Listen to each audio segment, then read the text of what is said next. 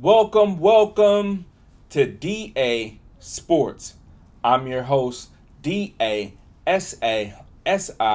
And thank you. This is episode number 54. Now, in today's episode, we got a lot to get into, all involving the NBA. Now, as you know, the regular season has ended, and tonight is the last bit of the play-in games before we start the official playoffs games tomorrow. So, everything that we're getting into has to do with the playoffs. We're going to talk about my preseason predictions of who I had making it to the playoffs versus who actually made it to the playoffs, what I was most right about, what I was most wrong about in each conference. Then we're going to touch on my predictions for the first round of the playoffs. And then we're going to finish up with my preseason predictions of who I had making it to the championship game. And now my current predictions of who I have making it to the championship game and who I have winning it all. So, let's get into it. Okay, so to start, I actually forgot to mention this in the intro. But to start, we're actually going to start with my end of year NBA awards. Okay, so these are all of the awards that people were going to be receiving now that the regular season is over, as the playoffs starting, in regards to the awards that get handed out for the regular season. Now, the selections that I'm going to talk about, these are not my guess as far as who I think the media is going to pick. It's not my guess as far as who I think is going to win the award. This is going to be my picks for, if I had a vote, this is the person I would have awarded the award to. So, without further ado, let's hop right into it. So, starting with Executive of the Year. Executive of the Year, to me, should go to Sam Presti. I feel like people really underestimated OKC last year. They ended up going out of the conference semifinals, and they immediately addressed in the offseason the two things that they were lacking. They needed more defensive presence at the guard position, and they needed a legit big man to go next to Chet, because Chet is tall, but he's not really big. So what did they do? They traded Josh Giddey for Alex Caruso, and they were able to get Hartenstein in free agency, and instead of him re-signing with New York. So they addressed both of their needs that they had from last season immediately in the offseason, and we saw the fruits of their labor, because not only did they end up with the best record in the league, they finished with the best record in the league by a good margin. They actually finished tied for the fourth best record all time in terms of regular season record with 68 wins. A lot of people kind of glossing over the fact that how many wins OKC actually got and how it pertains to the overall history of the NBA. But yeah, 68 wins ties for the fourth best record of all time in an NBA regular season. So I got to give the Executive of the Year award to Sam Presti of the Oklahoma City Thunder. Now, for Coach of the Year, I'm going to give it to J.B. Bickerstaff. Now, J.B. Bickerstaff had one of the largest turnarounds I have ever seen. Everybody knows that the Detroit Pistons were one of the worst teams in the entire league last season. Some people would argue the absolute worst team in the league last season. So for them to go from not even being close to a contender to now making the playoffs and having a legit shot to make noise in the playoffs is utterly shocking. I don't know one other prognosticator or analyst or even just sports enthusiasts that actually expected this from the Detroit Pistons this year. So I got to give it to the coaching, because it's not like they changed a bunch on their roster. A good chunk of their roster is still the same from last year. So that, to me, directly speaks to coaching. And J.B. Bickerstaff has done an excellent job, and he deserves Coach of the Year, in my opinion. Now, for the next award we're going to go to is Rookie of the Year. For Rookie of the Year, I went back and forth with a few, but I'm giving the Rookie of the Year to Stephon Castle for the San Antonio Spurs. If you look at the overall impact, a lot of the rookies this year were kind of like not very noticeable. But if you're just looking into the numbers itself, San Antonio had they didn't make it to the playoffs, but I would say considering where they were last year, I'd say they had an increase in success this year. And yes, part of that has to do with Wembanyama, but another part of it has to do with the emerging rookie Stephon Castle, which I believe that he led the entire league of rookies in scoring with about 14 and a half points per game. So to me, I feel like out of everyone, he got the most, like he provided the most for his team, and numbers wise looked like he had the most production overall. So I'm giving Rookie of the Year to Stephon Castle. Now for Sixth Man of the Year, I'm going with Russell Westbrook. Now I know there's a lot of media chatter about it going to Peyton Pritchard from the Boston Celtics, but really looking into the overall impact, I have to give it to Russell Westbrook.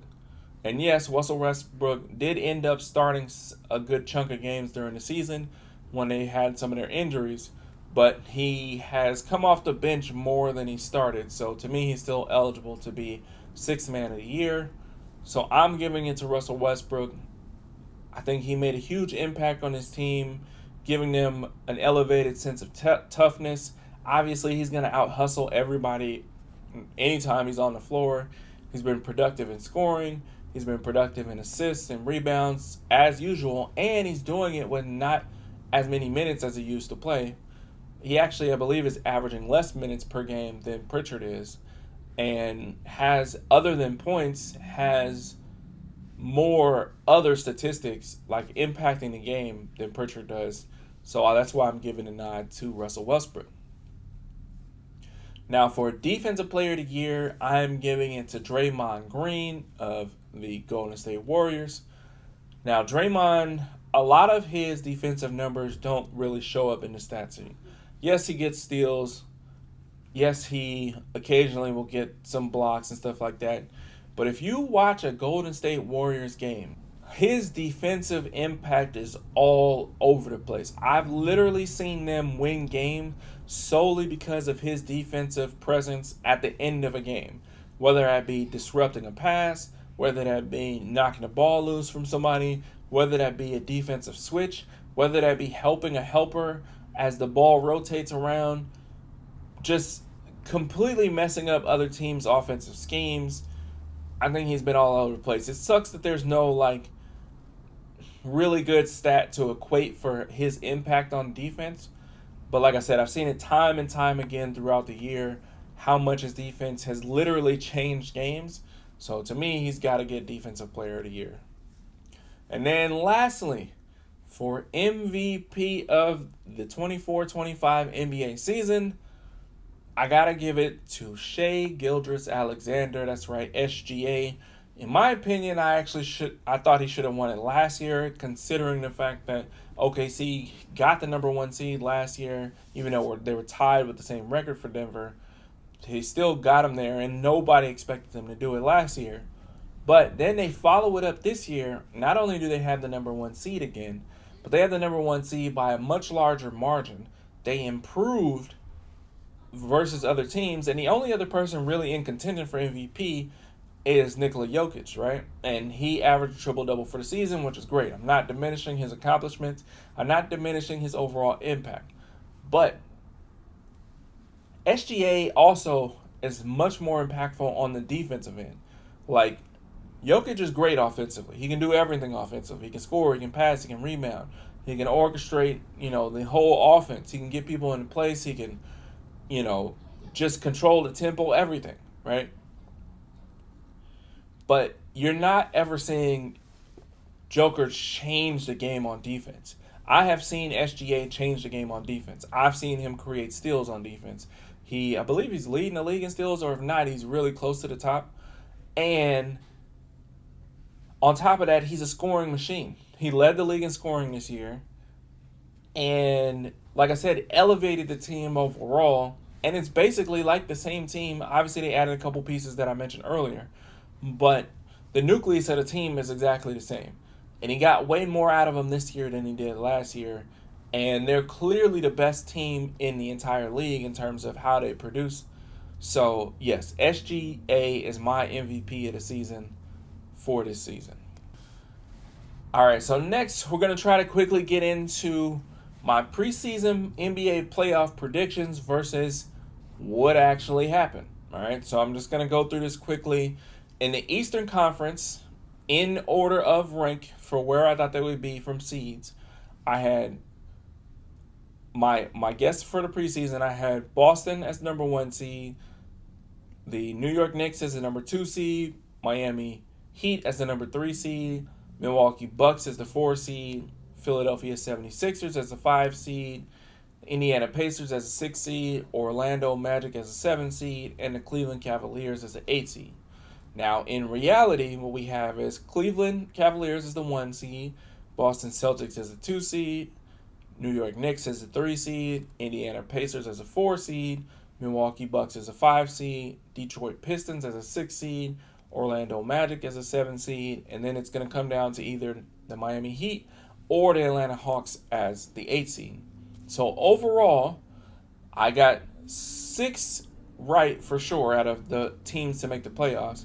If Miami beats Atlanta tonight in the last playing game, then it'll actually be 7 correct. So I will have gotten, if Miami wins, I will have gotten 7 of the 8 teams correct for the NBA playoffs, which is really good. Now, in terms of what I was most wrong about, it had to be the Philadelphia 76ers. I had the 76ers entering in the playoffs as the 5th seed. Not only were they not in the playoffs, they weren't even in the play-in. They had no chance. Now, part of why I said they'd be a 5th seed is because I felt like they were going to deal with injuries early. And then by the midseason, they'd be fully healthy. And then, boom, they'd be able to catch fire and do what everybody really expected them to do. But that didn't happen. The injuries that they had before the season lasted longer than I expected. Then they had more injuries. And basically this team just fell apart. And they were terrible. They were one of the worst teams in the entire league. And so they didn't even sniff the playoffs. So I was definitely wrong about that one.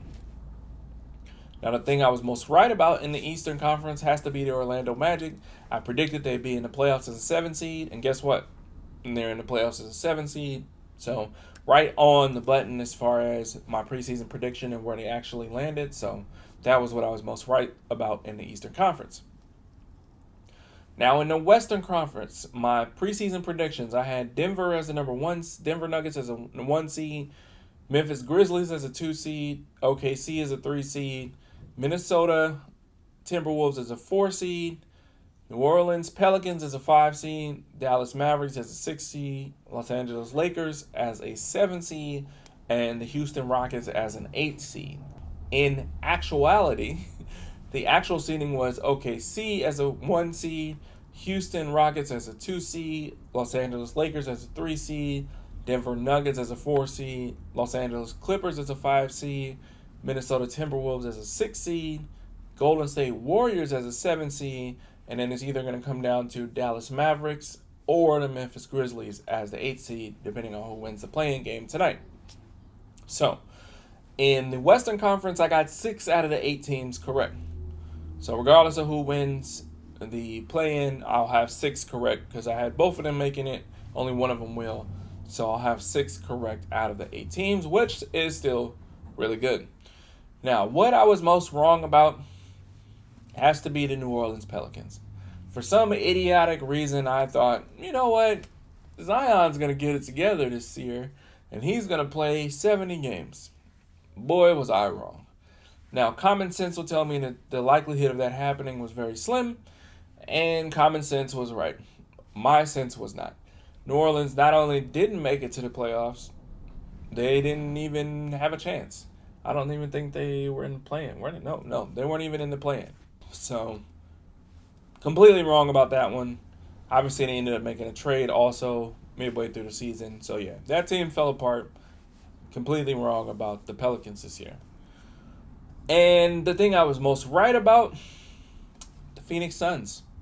In the preseason, I said that the Phoenix Suns weren't going to make the playoffs. And they didn't. People thought I was crazy. Like, how is a team with Kevin Durant and Devin Booker and Bradley Beal not going to make the playoffs? I said, I think the West is too deep.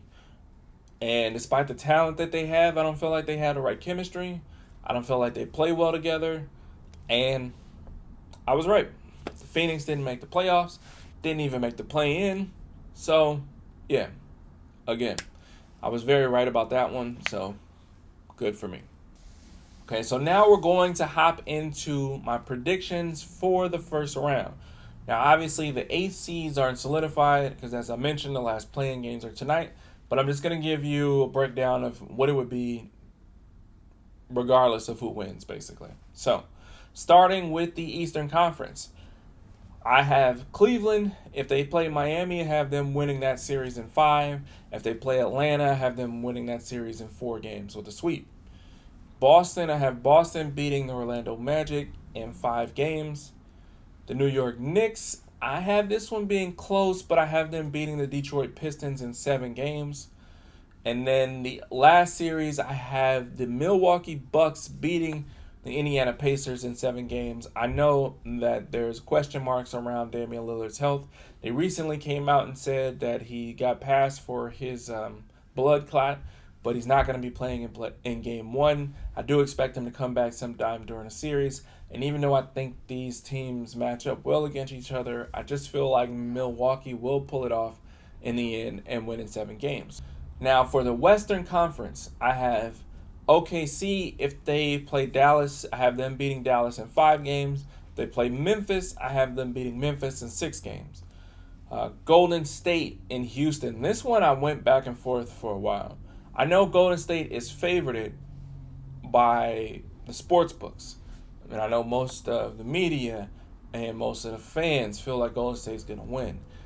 And my initial thought was that Houston is going to win this series because of how well they play defense on Steph Curry. Steph Curry has some of his lowest numbers against Houston when they play against each other. So, I will not be surprised if Houston wins this series in however many games it happens. But the more I started digging into the numbers further and further, the more I started really looking at the transition after Golden State got Jimmy Butler. I feel like that experience is just going to play a little bit more of a factor. So I do think that Golden State will pull out the series, but I do think it'll go 7 games and Golden State will win in 7. As for the next series, I have the Lakers beating the Minnesota Timberwolves in 6 games. And then the last one, I have the Denver Nuggets beating the Los Angeles Clippers in 6 games. Now, to finish this episode off, I want to just talk about my championship game predictions for the preseason and what they are now as the playoffs are about to start. So before the season, I said that OKC and the New York Knicks were going to meet in the championship game. And I had OKC winning it all.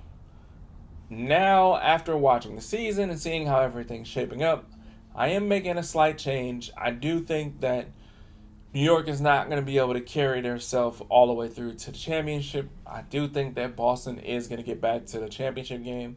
But I do still think that OKC will make it out of the West, even though the West is really, really tough. So in the championship game, I have Boston and OKC meeting up. And I'm going with OKC to pull off the win and win it all this year, maintaining with my pick from the preseason. So that wraps it up for this week's episode. I want to thank you all for tuning in. Please make sure you like and subscribe and share wherever possible. And I look forward to seeing you next week. Peace.